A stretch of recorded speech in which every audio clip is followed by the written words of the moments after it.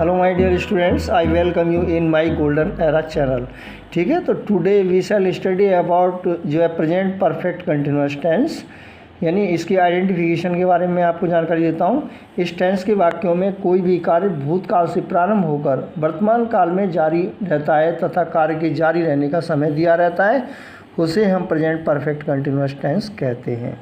अब इसमें नोट देखिए आप, सभी परफेक्ट कंटिन्यूअस टेंस यानी चाहे किसी भी टेंस का हो, वाक्यों में समय प्रदर्शित करने के लिए से शब्द की अंग्रेजी या इंग्लिश सिंस या फॉर आती है।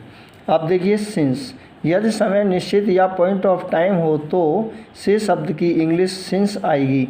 जैसे बजे के साथ, जैसे मैंने कहा 7 बजे से, 7 बजे से, इसकी इंग्लिश होगी सिंस 7 o'clock।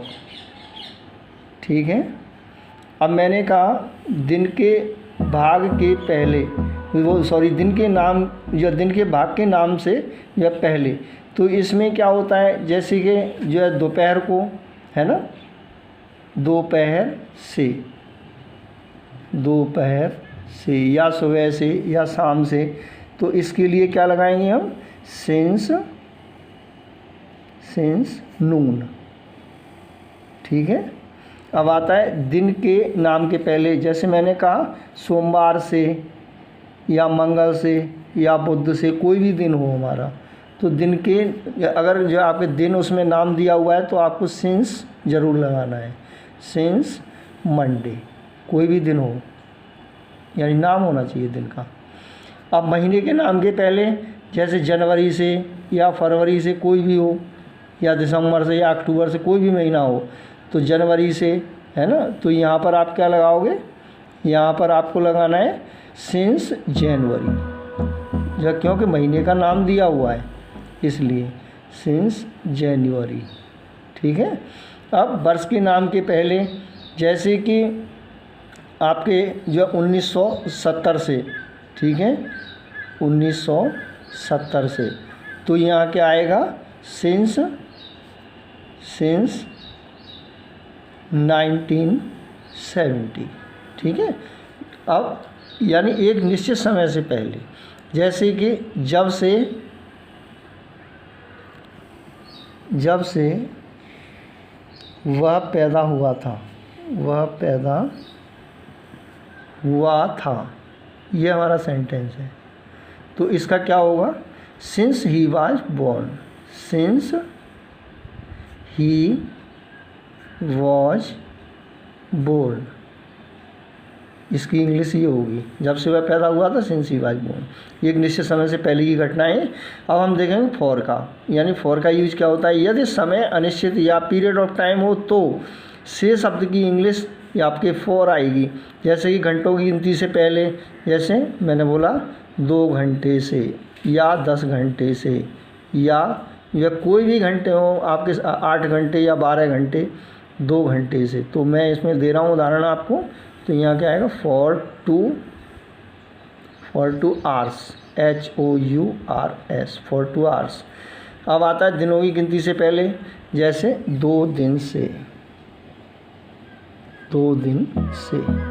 तो ये अनिश्चित समय है, तो यहाँ क्या आएगा, फॉर 2 डेज, क्योंकि दिन के नाम इसमें नहीं दिए गए हैं इसलिए ये अनिश्चित हैं। महीनों की गिनती से पहले, जैसे आपके जो बोलना चाहिए 6 महीने से, तो अब इसमें पता नहीं है कि कौन से 6 महीने हैं, है ना, क्योंकि 6 महीनों के नाम ही नहीं दे रखे हैं, तो ये अनिश्चित हैं, तो यहाँ क्या आएगा, फॉर आएगा, फॉर 6 मंथ्स। ठीक है। अब आता है वर्षों की गिनती से पहले, जैसे कि 6 साल से या 2 साल से, 2 साल से। ठीक है। तो यहाँ क्या आएगा, ये अनिश्चित साल है, पता नहीं कौन से 2 साल हैं, तो इसलिए फॉर 2 ईयर्स। अगर इस तरह की स्थिति बनती है तो आपको सिंस या फॉर का यूज इस तरीके से करना है।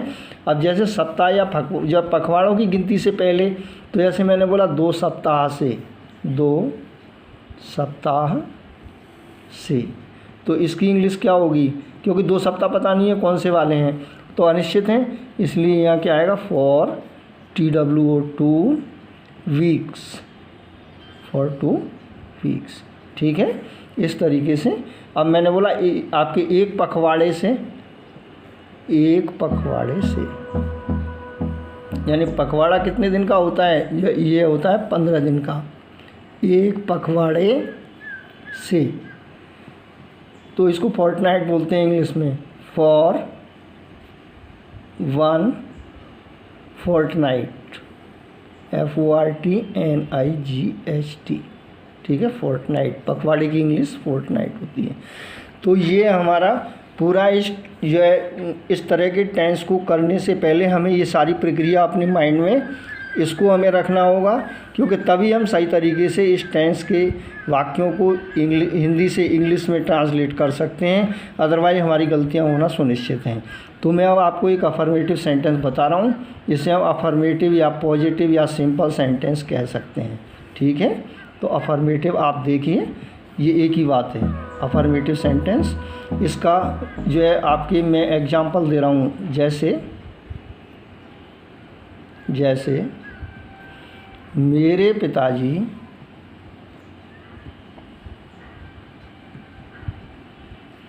6 साल से कानपुर में निवास कर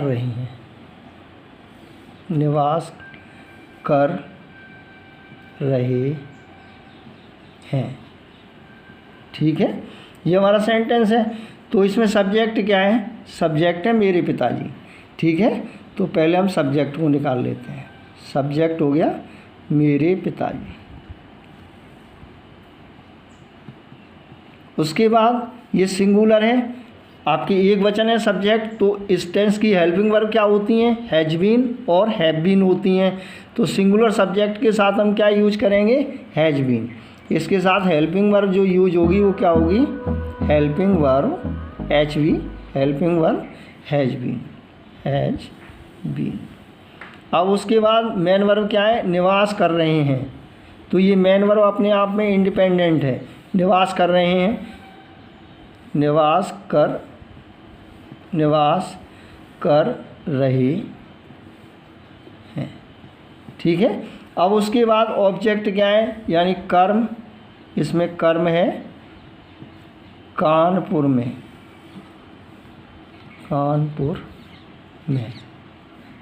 ठीक है। और समय क्या है, समय है इसमें 6 साल से।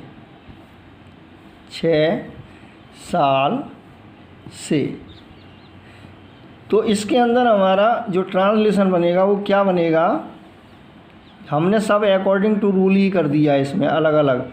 अब देखिए सब्जेक्ट को रखना है, सब्जेक्ट क्या है, मेरे पिताजी, माय फादर।